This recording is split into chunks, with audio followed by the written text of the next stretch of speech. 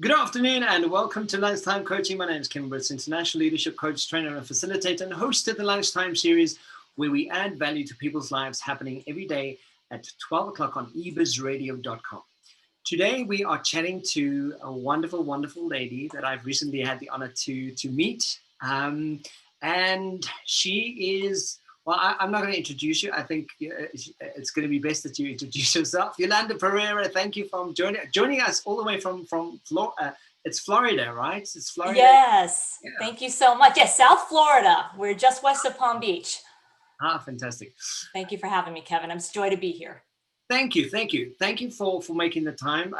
Yolanda, you do something that's so unique. You're a coach, you're a spiritual healer, there's so much, but you have such a so much that you do, and it's such an interesting conversation we're going to have today. Don't you want to kick that off and tell people who you are and what it is you do? Fantastic. Yes, thank you. So everybody, hi, and I'm so glad that you're here today. I'm Yolanda Perera, and I guess the best way I could describe what I do is I've put it all in one term. I'm a subconscious and somatic reprogrammer, and I use those techniques and modalities for the purpose of personal and especially business success. That's really where my heart lies. I am a certified tapping into wealth coach. I'm a certified advanced Theta Healing practitioner and instructor, and I'm also a quantum astrologer. So today I'd like to speak with Kevin and share with you how I use these techniques to really deeply leverage the current coaching results so that we can dramatically increase our client results using cutting edge 21st century thought technologies. That's amazing. And just to touch on that, so part of what we know about I think coaching in a big way in the last couple of years has become such a big thing in the world, and there's so many. But it's definitely something that you've sort of taken and really showcased in a whole different way that I've never heard before. So don't you want to give us some of that background, because you're initially you come from a real corporate background and working that 9-to-5 kind of corporate background position, and then really started noticing through behavior and noticing what people are in tune with. Don't you want to give us a bit of that information and how it came about? Sure. Yes, Kevin, I'm delighted. So what I guess I didn't realize is that my whole life has been preparing me to really what I feel, do is step forward and bring all of this information forward to help other coaches and healers to really leverage it. So as Kevin mentioned, my background is in corporate. My most recent corporate position was vice president of marketing for a very highly respected technical analysis firm. And so what we did was we measured the internals of the stock market. And so our clients were worldwide, really. And this is one of in fact, I think it's the oldest technical analysis firm that exists in the United States, if not the world. So that's pretty exciting. So while we were, studying the market internals, we're looking at volume numbers, we're looking at points gained, points lost. It all looks like numbers and charts, but what we were really, really measuring were the level of investor emotion. So who would have thought, the connection between what the stock market does and how investors were feeling were connected. But it is exactly that study that gave us those results that were just time and time again that delivered. So go ahead. No, so I think that's what's so interesting about the story and hearing and how you've put that together, because strangely enough, as much as you come from a position that's quite analytical and really measuring on how the market behaves, invariably those decisions were driven by emotion. And I don't think very often people don't make that connection. No. They don't realize that at the end of it all, there's still a human being or human beings behind that. And that's how, how you've made that connection. Yes, yes. I mean, it's a mass consciousness, really, when you think about it. When we look at something like the stock market, and what's so interesting is, the short-term charts. So we're talking about even the day charts or the hour charts have a lot of variation in them. And so what's very interesting is we look at the day charts, we look at the month charts, which seem to smooth out. We look at the year charts, which smooth out even more. So what can seem like, a real choppy ride on a shorter term basis, once we expand the perspective, we're seeing that it's heading into one direction, which is up. And so for me, that perspective to the emotions and to the expansion, again, who would have thought that would have really, really helped in individual one-on work with not, it's market performance to human performance is what we're looking at. Yeah, it's so amazing.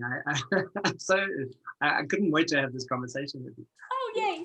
But one of the things that you do share is also, a bit of a personal journey from really starting to, falling ill, and how you really started paying attention to yourself and what your body was saying to you, and how you've taken that and sort of created this journey out of it into what it is you do today. Yes. Well, I tell you, I think a lot of us end up going through something similar. Everything is firing on cylinders. The career was great, but personally, I was not doing okay. I had some health issues that were really exacerbated by stress. That when I went to traditional medical, which is what I had available to me, we tried drugs, we tried therapy, we went to surgery, and I still wasn't getting the results. And so I'm a really results oriented person. So when at the end of the day, after 2 surgeries, and they were talking about cutting nerves from my spine, I went, whoa, this is not for me. So I need to find something else, which, as I mentioned, got me off of the corporate ladder and onto the Mount Everest of the healing journey. But so yes, that's when I started to realize that there's much more below the surface, and that's where I started to really study and learn for my own personal healing.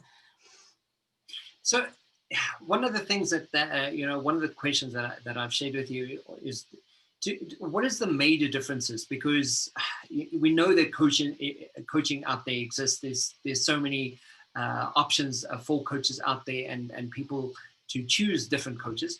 But what is the difference between the standardized coaching practice that we know and what you do? Well, to take all of that and to kind of really encapsulate it into what we're looking at, we're really looking at the way that I coach is I coach with a recognition that to approach our client, if standardized coaching or simply just even talk therapy, approaches our client from the conscious level. Now, as we know, and we've heard so much because of our awesome science and our great advances, is that the conscious mind only is in control of our total system about 20% of the time. So that's why we really just don't get the results, because we are not working with what's really below the surface, and that's the subconscious mind. So what my coaching does is it takes that 20% and it leverages it profoundly by talking to our subconscious level of our clients. So we're looking at a total, whole, holistic approach, because what they're thinking and what's actually the case in many cases has nothing to do with their mindset. It has everything to do with what's already hardwired into their mind-body system through their subconscious, and also through the information that's happened in their DNA and their genetic influence as well. So we have to look at this, I think, from a much different perspective and realize, look, talking is great, but when it comes to sustaining results, we're only working with a tiny little bit of power that's available. So if we understand that, look, there's a lot of things my client wants to do, pardon me, and needs to do, and they want to do, but there is something big that's in the way. That something big is whatever the records are in their subconscious. So when we work subconsciously as well as consciously, then we're unleashing a whole lot of power, releasing a whole lot of stuck energy so that they can go out and actually do what they want to do. And they do, which is so exciting. And you also support this with one of Dr. Bruce Lipton's epigenetics. Don't you want to just touch on that and just give people a bit of idea of what epigenetics is? Oh yeah, yes, super. Bruce Lipton is amazing. He's a cellular, for those that don't know, he's a cellular biologist it really answers the question, how are we the way we are? Why are we the way we are? And so, to encapsulate his work, it's really, is it nature? Are we just inherently the way we are? Or is it nurture? Is it our environment? So his work answers the question, that we are not fixed. Our genetic markers, what's in our genes, is not fixed. It's very much influenced by our environment. So it's not just what we kind of landed in the world with, but who did we grow up with? Who did we live with? Where did we live? What way did we live? What did we experience? So all of these things are definitely part and parcel of our inherent flexibility. So when we leverage that, again, it's great. Even if we've had adverse early childhood experiences or difficulty in our lives, which we realize from this perspective, expanding out, that could be something genetic. It may not even have started with you, but we can take that flexibility and move it forward to where it doesn't have to keep you stuck. So that's really the study of epigenetics. It's that genetic flexibility that we do have the power to change our experience by working subconsciously. when you say it like that, my brain's going, wow, I need to do more here. I need to find out more, because in layman's terms, would you assume this be the right statement, that a lot of the time that we make decisions, a lot of the beliefs that we hold may not be even decisions that we're aware of. It may not be even beliefs that we hold dear based on the fact that it may be part of our DNA system, and it may stem from somewhere else other than me. Yes, absolutely. So as I mentioned to you, when we spoke last week, when I teach one of the really great belief change methods, I just give the students a very simple equation that changes their life profoundly. It's how people act is based on how they feel. And how people feel is based on the beliefs they hold. So the equation I give them is human behavior equals feelings plus beliefs. So yes, our decisions, we think we're in conscious control. Oh, I'm going to do this. And you may actually go do this. But if you don't have the subconscious foundation or the subconscious programs, as Dr. Lipton says, if you don't have the subconscious programs to support that, you're not going to keep it up. And that's where we really fall short. That's where we as coaches can really catch our client and go, look, are they programmed for this? Not only do they have the right mindset consciously, but do they also have everything they need subconsciously to be able to do this thing that they want to do? Yeah, it's so amazing. And that's what your business at the Theta Healing, around emotional freedom technique. Tell us about what that is and why this works so well. Okay, fantastic. Well, Theta Healing is a deep brainwave meditation technique that also provides a profoundly effective way to work with the belief system. The premise of Theta Healing is that we're speaking, we know there's a consciousness greater than our own. So whatever we call that consciousness, we are knowing that that is the healing mechanism, and we're activating that through quantum physics. So we are, as practitioners, observing. So I like to teach my students that, as the practitioner, you have two jobs. You are the facilitator and you are the translator. So we are trained to get into that deep brainwave state and really facilitate and translate for our clients. So it's not only a deep brainwave meditation, but we're not sitting there just zenning out, which is nothing wrong with that, but we don't do that. We work on behalf of our clients. So the Theta Healing technique provides a way to identify those deeply seated beliefs that are not present at conscious level, that we need that deep help with for us to get those beliefs, to translate those into language. We use muscle testing or intuitive testing for our client to be able to see, yes, I have this awful belief. We go and do the work and we test them after, and the physical response is, no, I don't have that belief, and they feel it. So it's really, really profound. So for that, I've been practicing and teaching this since 2013 from like a nonstop level, and it's so profound. It's so amazing. It works so well. So to me, it's a fantastic tool in your toolbox to have. I can talk more about EFT now if you want. Yeah, please. Absolutely. Okay. Now, EFT is emotional freedom technique or tapping. And so the premise behind that is that we're using the major acupuncture points. So it is based on acupuncture. So we're activating the ending of the acupuncture meridians. So the tapping points, are on your face. Also, it looks kind of silly, but what you're doing is you are actually activating and reprogramming your mind-body system at the end of those acupuncture points. Now, the mechanism, the way that works is we're doing it in a process of a release and a receiving. So what will happen in a typical EFT session is that we will tap for what we call a negative. So, oh, I'm so frustrated. Why is this happening to me? And just let those feelings out. And then we will instill what it is we want. Oh, this is easy. I can do it. It's so fun. And so what happens there with traditional tapping is that it is understood. It takes many, many, many, many, many rounds to get a deep enough effect. And so in that world, we use rating statements. So how true does this feel for you now? 0, not at all. 10, oh my gosh, it's so true. So if you get a shift using traditional tapping and you achieve a shift after a release and a receiving round, so to say, and you get a shift of 1 or 2 points, that's a big deal.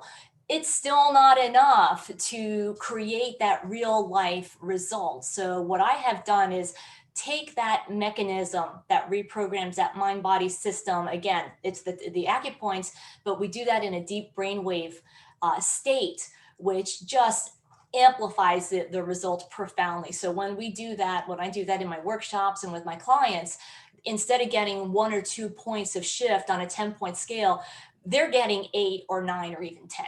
And that's amazing. Absolutely.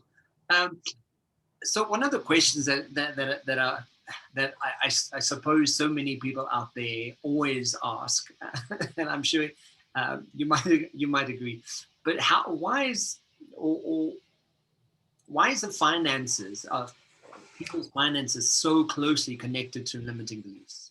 Oh, it's so good. It's such a profoundly fascinating place to study. So our finances are hardwired into our mind-body system. And again, as I mentioned before, it's stuff that we've inherited. Our DNA doesn't just transfer what our nose looks like or what color of our eyes or how our hands look like. It transfers all the information from our ancestors, including their unresolved problems, which is something that is so, so, so important that we are able to see scientifically. That's proven. So when it comes to finances, it's such a foundational part of human life. So for our ancestors, if they've had a bad time, if they've had a trauma, if they've had a financial trauma, if there's been a death or an illness or a war or a sickness or whatever it is, then that trauma goes through the generations until it's going to land in somebody's lap, and it's going to stay there until somebody figures it out. But what happens is it's going to continue to repeat, and no matter what you do, you're going to get the same result over and over and over. So the beliefs are so important because it's not just the trauma, it's what we believe about the trauma. So if you look at that inheritance from the genetic perspective, and we look at even as close as our parents, maybe our parents have gone through the same thing, right? So as children, we're just like little sponges absorbing every single thing. So our parents' experience can not only add to or create, but enhance what's gone on with our grandparents. And that is part of what forms our beliefs. So no matter what we do around money, unless or until we really look here, it's not going to change. So, I mean, it's not part of my question this year, but my immediate sort of go-to question is, what is an indicator that I really have a negative belief? Obviously, if I'm looking at my bank account going, okay, cool, this could be better, that would be a good indicator. But is there something else that I can go, okay, this is showing up for me a lot. This is something I should recognize. I think the simplest way to evaluate that in your own life is I'm getting something I don't want. And maybe I have done a lot of things to prevent that or to correct that. So what I also like to say to my students and clients is, if you like it, keep it. We don't have work to do here, but if you don't like it, then there is a change that needs to be made. I think it's really simple. And I mean, you mentioned emotions as well. And I'm sure you would agree that resonance about the emotion attached to something, when it just feels wrong, that's an indicator. People, we should be more aware of the feelings on how we're feeling about a situation or a moment or something happening in our worlds. Really recognizing that feeling. Right. I think that is where I believe our consciousness is coming now with our generation and certain people of the prior and definitely of the ones that are coming around with us and the ones behind. I think this is a great place to also speak about addiction, because the subconscious is there to protect us. It's in control, right? So when we have these emotions, and some of them are not pleasant, there can be anger, there can be fear, there can be grief. Those are the big three that I like to call them. We are not taught how to deal with those. So what do? We are taught that you're not allowed to do that. If you keep crying, I'll give you a reason to cry. We hold on to these emotions, and so they don't belong in the body.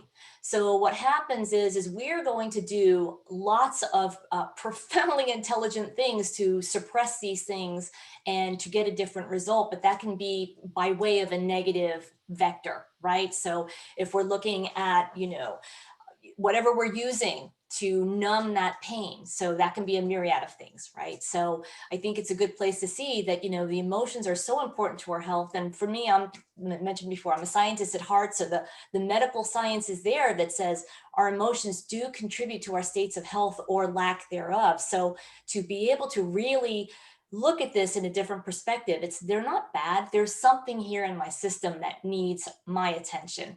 And if I understand that how I'm acting is based on how I feel, and how I feel is based on a belief, and I can change a belief in just moments, well, why wouldn't you do that? Exactly, yeah. So can you share some changes that some of your clients and some people have experienced after sessions with you? Oh, sure. Yeah, it's so amazing, because when we work, because my system is trained to have the conversations from an altered brainwave state, their brainwave state alters as well. So the way I like to explain that is, it's like the therapy animals. You know how the kids love the therapy animals, they love the horses, they love the dolphins.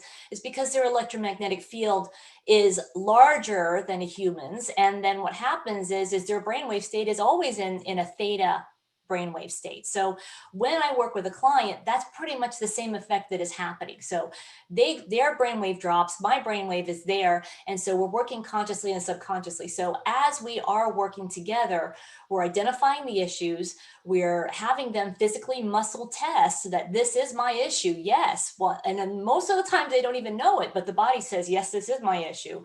All right, let's identify what's creating that, and can we change that? And they're going, yes, I don't want this in my life. So we make that change from that deep brainwave state. We connect with the energy of the creative force. And my job is we observe the changes, and after that we ask them how they feel, and it's amazing. They feel energy shifts. They have visualizations. Sometimes what I'm seeing is what they're seeing. We haven't talked about it, but we are sharing that experience. And what happens is after the work is done, they test, they don't have it, they feel different. So remember, this is mind, body, spirit work to me. So they're going to feel profound shifts after the session, during the session, after the session. And so, yeah, let me tell you about how the work integrates. So since we're working, to me, energy work isn't just, woo-woo stuff. We're working at the level below the DNA. So what we're doing is, when we're going in there and reprogramming, we are changing the messages that are sent to the DNA, because it's at that energetic level. So what happens is the new information is taken up by the DNA, which expands to the cell, to the rest of the cells, to the tissue, to the organ system, to the whole human body. So the work integrates on sleep cycle. So whatever it is that my client wanted to do when they come to me in session that they couldn't do, or they just couldn't sustain, that is immediately shifted. And then in the days following, it's easy. There's like it's like an emptiness. It's not like they're just joyful and giddy, which, some of them are, but it's space, so they can take those actions and actually do it, and it feels natural and normal for them. So what do they do with that? Everything. Most clients report just literal quantum leaps in whatever it is they want to do personally, or whatever it is they want to do, on a business level. It's almost like, pinch me, how is this happening? Well, we've just done the healing, that's all. So I love that. I think it's so profound. And what's sort of occurring to me as you're speaking is, I'm so glad that we have a moment to talk about this, and we share it on the platforms that we do. And I think more people should really have this conversation. We're at a point in the world, I think, where COVID has really forced us to really rethink our lives and why we do what we do and how we're doing it, and is it working, is it not working? And there's a brain shift that the planet is making at the moment. But if you could leave us with 5 very practical steps in changing our lives in 2021, I'm sure lots of people are going to be wanting to find out more about this. But what steps could you share with us for 2021? Okay, thank you. Well, the first thing I would offer is, let's expand our perspective on this COVID thing. And again, you and I talked a little bit last week. This is not the first time we've seen something like this, because a lot of not only what's being compared, but also, we didn't really talk about the astrology, but astrologically, we're in this very similar situation as in the 1918 Spanish flu pandemic. So if we look to history, we're going to get through this. And we did get through this, and we're going to get through this. So as you mentioned, what are we doing with this time? What are we doing with lockdowns? For me, again, our collective, the people that I work with, we're recognizing this as a timeout from the universe to do exactly that. Let me examine my life. What do I love about it? What gets to stay? What do I need to change? What needs to happen for me to do that? In accounting and in finances, we do a financial review at, certain intervals. Well, why not do that with this time, right? So what worked really well? What did I learn? What did I do well? What do I need help with?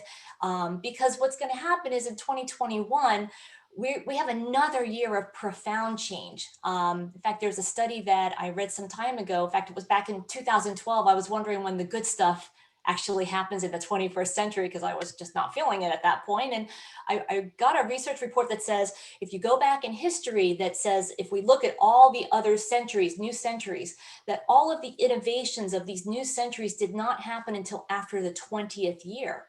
So the first 20 years of a new century is perceived as a transition point. So 2021, this is it, right? So what is it that I want to do? Well, who is it that I want to be? How do I want to do that? So how do we change our life? To me, it's a very simple, maybe I didn't give 5 steps, but I think it's very simple. Expand our perspective. We're going to get through this. What do I love about my life now? What do I want to keep? And what do I need to change? And I think that that's going to be a very big clue as to perhaps what you're being called to do in 2021 and beyond. So astrologically speaking, the time for our work is like no other. We have so much astrological support for the healing, for the coaching. This is really, we talk about waking people up. This is it. So it's so exciting. And as coaches and healers, that we continue our personal development so that we can bring that to our clients. Absolutely. I love that. So to conclude our conversation, we don't have a lot of time, but to conclude our conversation, if you could inspire people out there and just give them something to take away for 2021, what would that be? Well, I would say again, expand your perspective, know that we are going to get through it. Know that the people that aren't, there's got to be some reason that they don't. And we give that up to the creative force, or to whatever we perceive as their agreement with life. And so, just know that the resilience is there. You can call on your ancestors, because again, we're here, we're the iPhone, the latest iPhone of our ancestors. So I think moving forward, it's about adapting, it's about evolving, It's about moving forward, and it's about doing things and embracing a new way to do things. We're going to see that. And if we can be part of that, and I know it sounds kind of campy, but to actually be that change we want to see, it's going to affect our own experience. And then as a result, the experience of everybody else we come in contact with. And that's how things get changed. So I'm so excited for that. Yeah, but I love that you say that. I think we know the sentiments of, be the change you want to see in the world, and we know it as this beautiful poster that we all have seen so many times. But the essence of it is, well, what are you actually doing about it? Like, what is the actual change you're doing? What is the action you're taking? Until you're actioning something, it's just wonderful to know about, So, yeah, I think knowing more about this and having these types of conversations for me is just bringing alive things that I've always known about, things I've always researched and found and love to find more out about. But we're at a point in the world where it's really starting to push that button, and I'm going, yeah, okay, finally we're at a point where it's making it. Yolanda, if anyone wants to get hold of you, please tell everyone what's the best way. Well, I have 2 websites, so that might be the easiest, the first best, easiest thing to do. So I have a website for the Theta Healing training, which is at origintheta.com, ORIGINTHETA.com. And there's my contact information there. And then for personal consultation and to do the personal work with me, my second website is divingforlight.com. So diving for light. The light we want is within us. And so that's why that name of that website is that way. And that's where I just combine all of the goodies and deliver that so that we get those results we need. Absolutely. And just if we, you touch on that, the training that because you say that you also train people on how to do this. Absolutely. Where do we go for that? If people want to really find out and really get trained on this, where's that? Also on okay. The official certification through Theta Healing. You can check my website because I'll have a link back to the main website, but it's ThetaHealing.com. So THETA, like the brainwave healing, altogether, ThetaHealing.com. Mentioned a little bit about the modality. It was born here, but it is known and loved worldwide. A little funny thing about that is that, when we go to, continuing education, we have so many people from around the world. What's really funny is how we in the Western world have really embraced Asian methods like Reiki and that kind of ancient healing. Well, who loves Theta Healing are the Asian culture. So the Japanese are really big fans, and they actually have started to integrate that along with some of their neurosciences. So again, super exciting, super important. So the training and the certifications, I offer that. I can do it online. How fun is that? It's amazing. Yolanda, thank you. That's so brilliant. It's Yolanda Perera, all the way from Florida, the south of Florida in the USA. Thank you for your time, and thank you for making some time to share your insight. I'm so going to be tuning in and following and finding out more about it. Thank you. Thank you, Kevin. Such a joy and a pleasure to be with you and to share the information with everybody here. I'm wishing everybody so many blessings and hope we can do it again sometime. Absolutely. Thanks so much. Cheers. Thank you. Bye.